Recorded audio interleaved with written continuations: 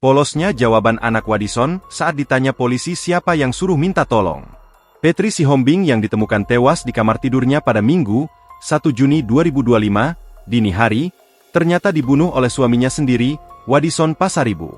Pasangan suami istri yang telah memiliki 2 anak masih kecil-kecil ini tinggal di perumahan Puri Anggrek, Walantaka, Kota Serang, Banten.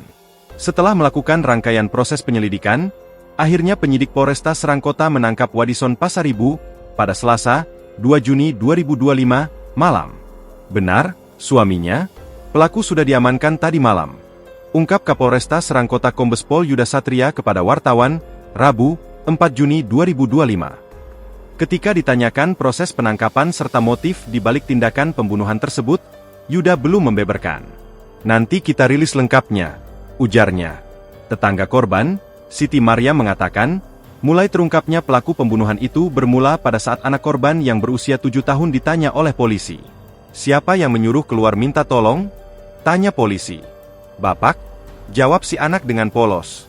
Dari pengakuan sang anak, kata Maryam, saat peristiwa itu terjadi pada Minggu, 1 Juni 2025, pukul 5 WIB sang anak mengaku kalau dirinya disuruh oleh ayahnya untuk meminta tolong keluar rumah.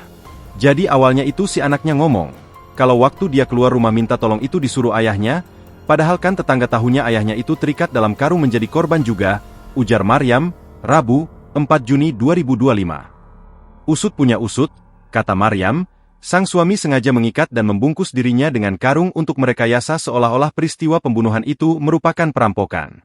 Kayaknya itu sengaja mengikat sendiri dalam karung, mengalihkan perhatian. Jadi seakan-akan itu perampokan, katanya. Download Tribun X sekarang, menghadirkan lokal menjadi Indonesia.